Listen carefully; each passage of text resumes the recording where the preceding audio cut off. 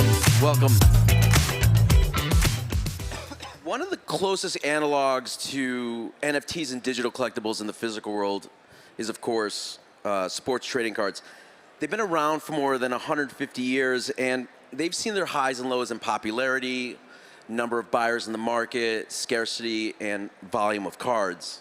And many would say that digital sports collectibles, NFTs like fan tokens, digital cards, and other goods, have experienced the same tides in just a matter of 5 years. That's an incredible amount of freneticism and change, but one of the view of many that will fully shape the connection of fans and sports in ways unseen. Will adoption continue to be fast, or do we think it's time to take some breathing room in the space? And I'm going to put that today to my panel of doers in the sporting space. They are creating the tools and chains that will power much of what we'll see in the future. But most importantly, everyone on stage today is currently a builder in the space today. Next to me is Beth Beiriger. She is SVP of Marketplace Operations for DraftKings. For those that are not familiar with DraftKings, they are one of the leading sports fantasy platforms and NFT marketplaces. Luke deWilde, not to be confused with Luke deWilde, is Senior Manager of Corporate Development for Golden State Warriors. And like Beth, he's a great mind in the world of sports, sports licensing, and digital collectibles. And finally, Max Rabinovitch. He's Chief Strategy Officer at Chili's. They are a sports and entertainment-centric blockchain. They also run Socios, which is a fan token and reward app that currently powers teams like Barcelona, PSG, Arsenal, and the UFC as well. And actually, I think Luke, Golden State also has a relationship with Chili's. So let's just get right into it, and I'm going to put this question to all of you. FTX, it still remains a little bit of an elephant in the room. Let's be honest, it's a pretty big elephant. And I'm curious, in terms of the work that you guys have done, and again, put it to any of you to step in, how has it affected your work? What has come from it? And how are you guys feeling today? I can Beth? start. I think it was a big pivotal moment, and I think we learned a lot from the situation, but Web3 and crypto have not hit mass market yet. And one of the things we did at DraftKings was we made access to Web3 super accessible. So we accept fiat. We've looked at crypto, and we continue to look at it as an option, and it will be a place that this space is going.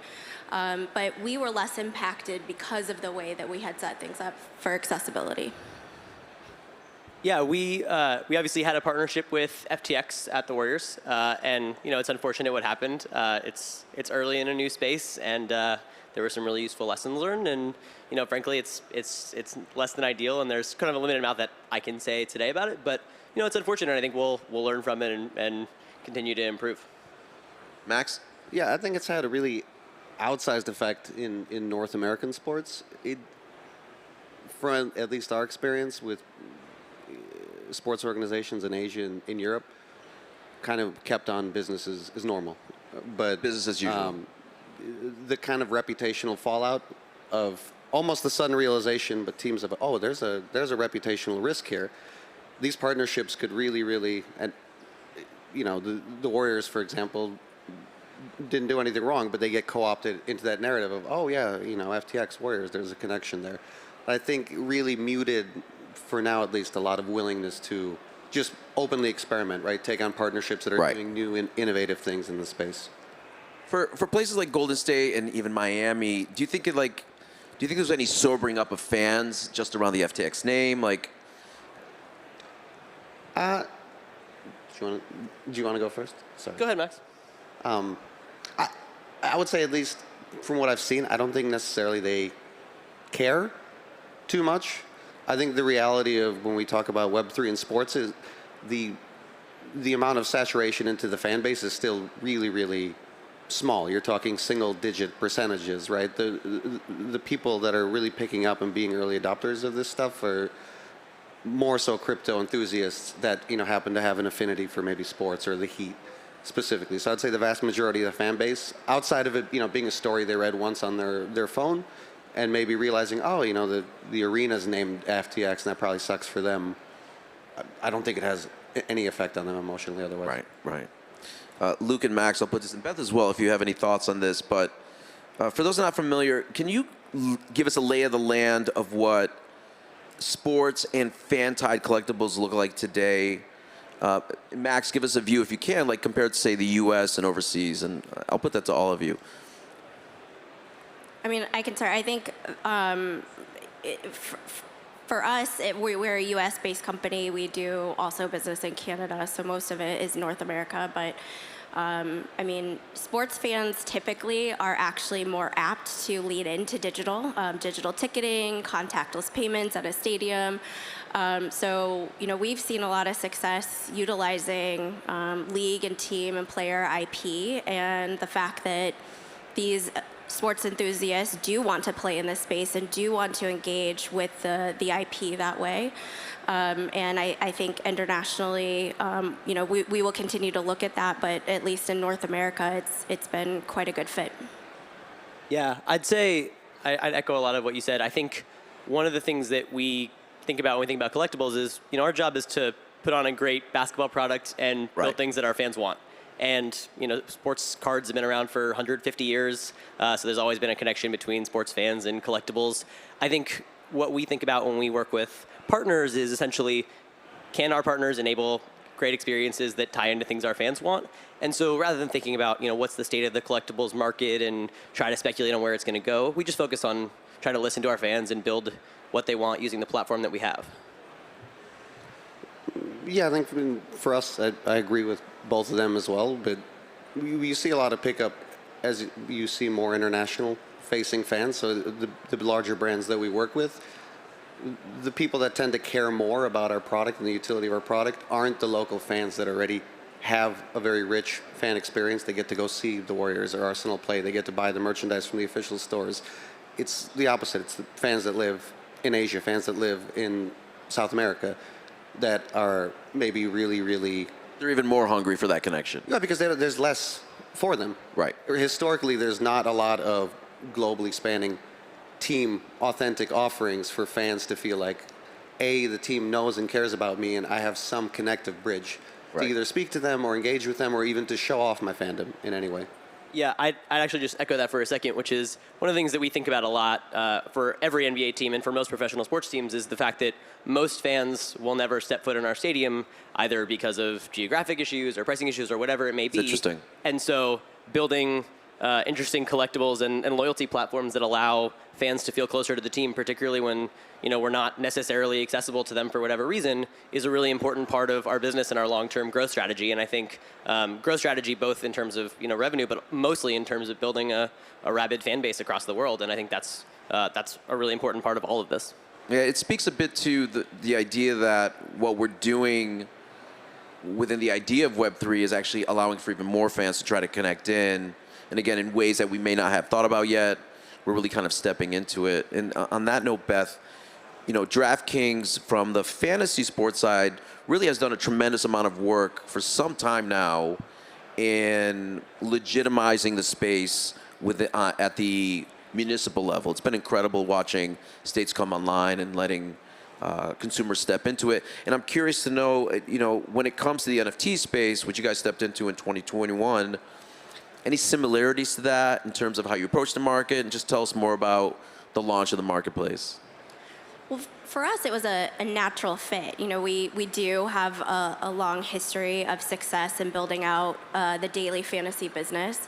But, you know, I think we're always looking for new and innovative ways. We're a technology company first to engage with users, and we were looking at Web3. We do know that that's where things are going to go and wanted to take the success that we've seen with daily fantasy and really figure out how we put it onto, you know, blockchain rails and really give fans ownership of some of this really great IP that they want to engage with and they want to see success, and they are, you know, it's highly engaging and interactive. So, you know, we did launch Rainmakers last year. We have partnerships with the NFLPA, UFC, and PGAT.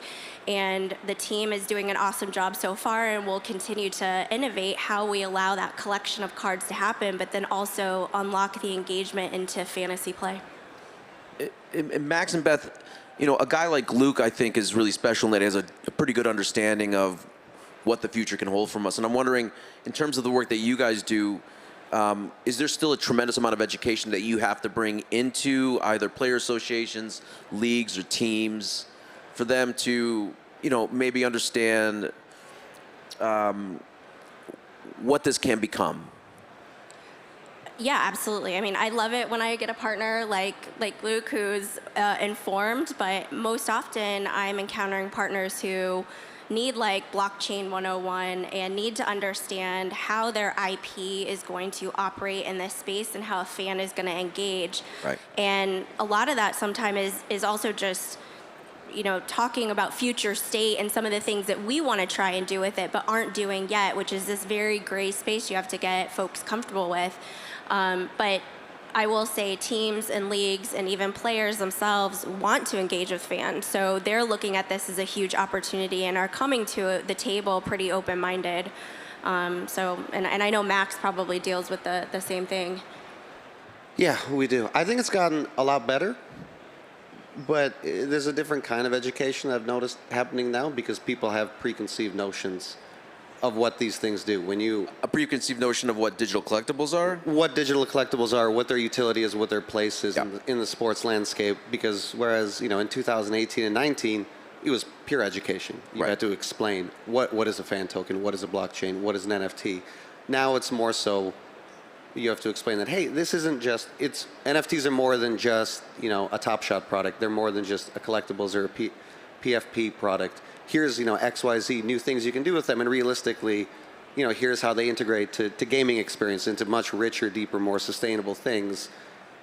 And I mean, that's still education. And that's really what if I can say, Luke, and back me up, I mean, this is what I assume the league wants. I assume what players want is just constant connectivity back to that consumer base. Golden State, if I'm not mistaken, is actually one of the first sports teams to release a direct-to-consumer NFT in April 21. And I know it may have been a little bit before your time, but I'd just love to get the perspective on doing that and how things look for you today. Yeah, so we were the first professional sports team in the U.S. to launch digital collectibles.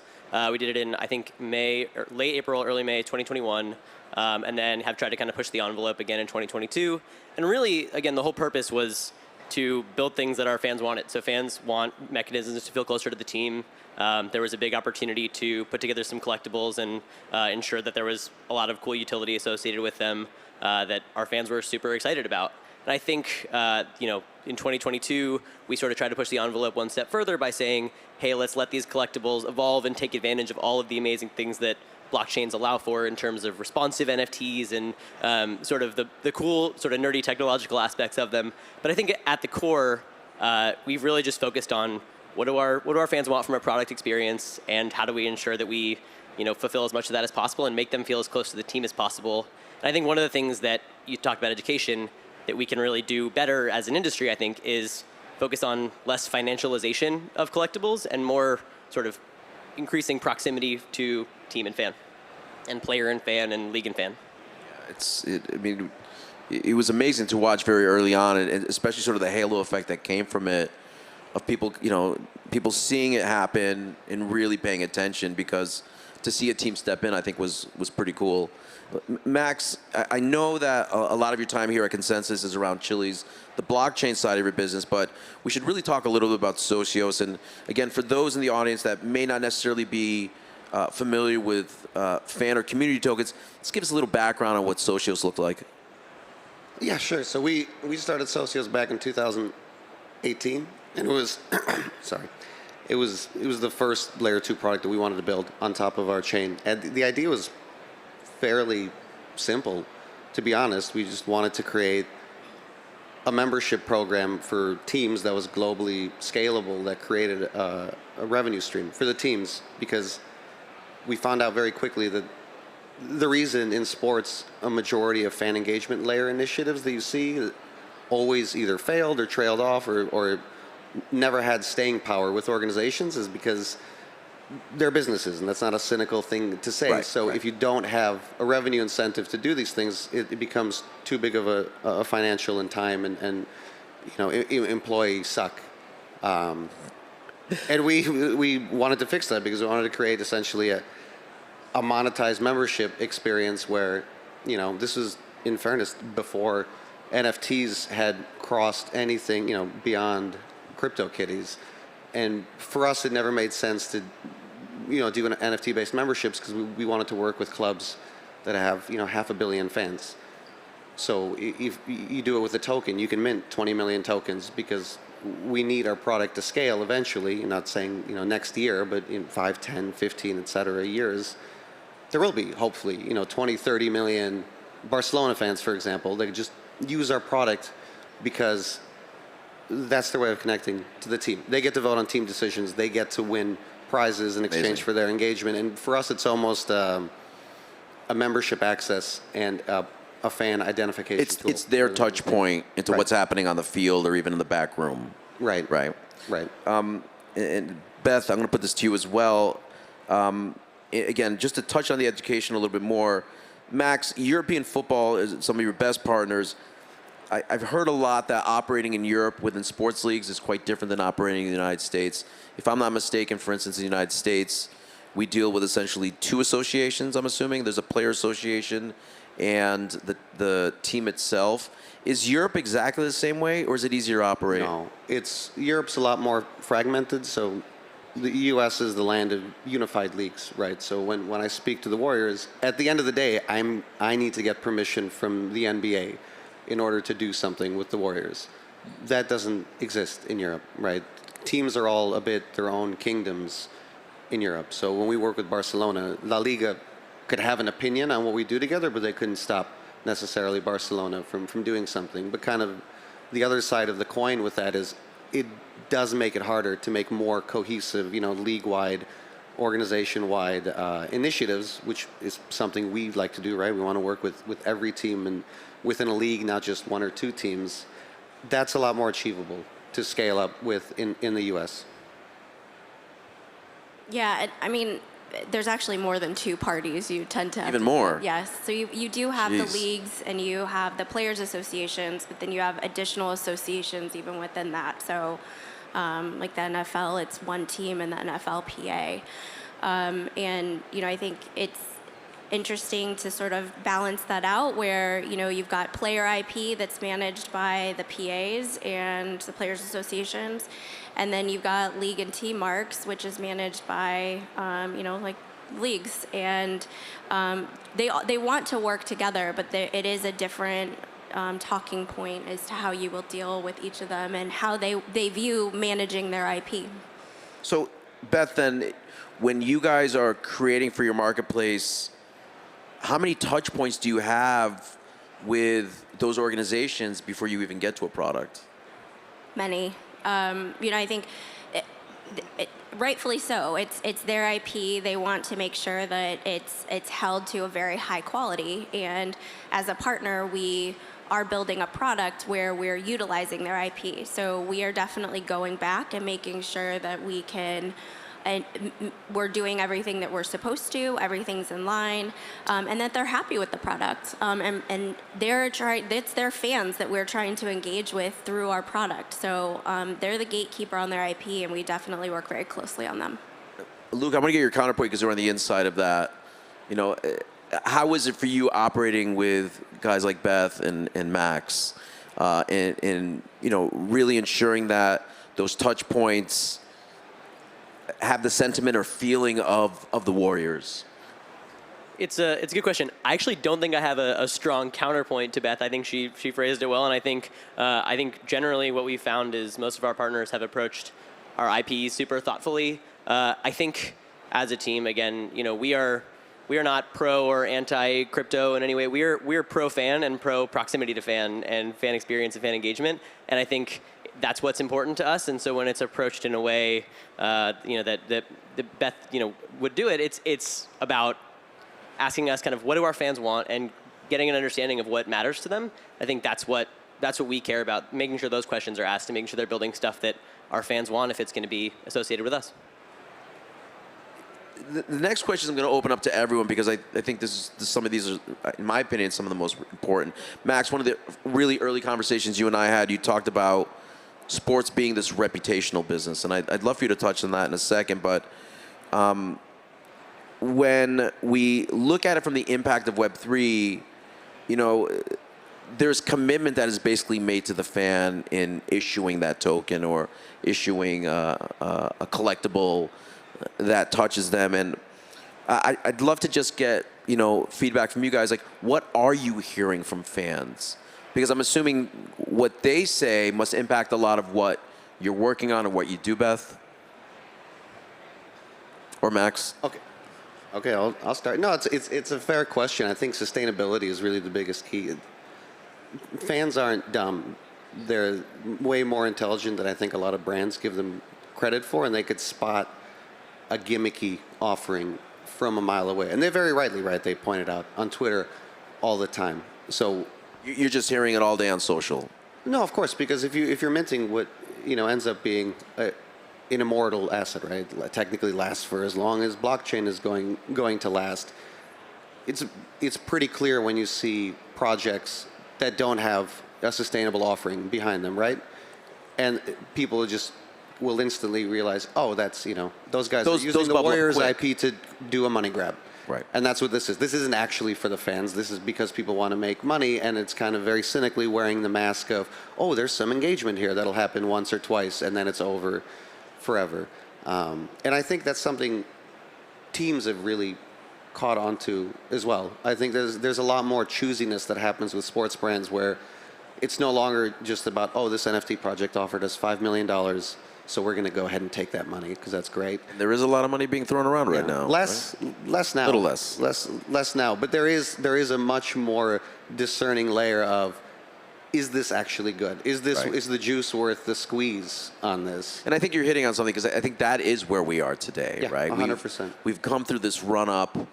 We've seen a frenetic year, and now I think we're just much more conscious of what we're putting on the table. And I think to that point, fans, they feel it. Yeah, I think sports teams, organizations in general, they realize more so than ever that the asset doesn't matter, right?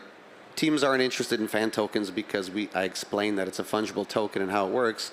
They're only interested in the fact that, oh, okay, what does it plug into? What's the infrastructure for fans to use? The same way, right, with DraftKings, the cool part isn't the NFT. The cool part is they have a very rich ecosystem where it does stuff, and it keeps doing stuff over time. Yeah, I mean, fans are going to tell you. They're going to be very vocal. And I think one thing that we realized entering this space is community management also has to be part of your product. There's the utility. You do need to set up the infrastructure and the ecosystem, and there's a longevity to these things that you're putting out there, and you need to continue to innovate as the industry changes and the technology evolves. But you also need to, there's a heavier engagement that comes with this and an expectation. We do very quickly take back commentary that we get, we react to it, and we use it as a very serious input to what we do with Web3. It's just moving fast. I mean, everything is just, you're essentially adapting. Today we are at least adapting to not necessarily marketplace conditions, but in case of your businesses, it really comes down to the consumer straight first, right? Yeah, it's pretty cool. I think it's the best time, better time than ever to actually build correctly, because like when we started in 2018, downtime for the market, no one cared. And you could explain, you had to explain your project based on the merit of what it did, because there was no sensational, speculative element to it that people were going to believe. We lost that for 1.5, 2 years, right? And the conversation really became almost overtly about, well, how much money is getting made? And now we're kind of finally back into the part of the cycle where projects are going to succeed and fail based on what they actually offer as utility, and not, what's the ROI of this asset. And that's kind of the only thing that matters, but people pretend otherwise. Let's stay on the fan community for a minute. We have a little bit of time left. I want to, for those that are maybe stepping into that space today, or looking to, again, connect with the promise of community, or rather get closer to the community that they want. What are some of the learnings that you guys have seen, again, from catering to the fan, less so from the technology, but more so from like the engagement layer, right? Their interface every day, how they function with it. I think a lot about, quite frankly, things like iOS and Android, which are, highly functional interfaces that almost, 100% of us use every day, and how we interact with that. A lot of what's happening in the space has been very focused in on the tech side, how we get the technology right, and maybe a little less so on the front end, and I think that's a lot of what you guys are doing, in how that touches the consumer. So again, at a very general way, like that engagement layer or that touch layer, is this something that you're constantly looking at, trying to understand how your consumer wants to touch your marketplace, or wants to touch a community for the fans, wants to touch your team? Oh, yeah. I mean, I could probably spend 20 minutes answering that, but I won't. You got 30 seconds. Yeah. You have to be ready for taking a lot of heat all the time, because the reality of working with the sports community is they're going to yell at you and everything else a lot. And not the Miami Heat, right? Nice. And they're going to not care about your product. If you have, like ours is an engagement product, they're going to tell you to screw off. If you're trying to do, a fan influence vote, when the entire fan base might hate a player or hates an outcome or hates how the team is performing, that's all they're going to tell you about.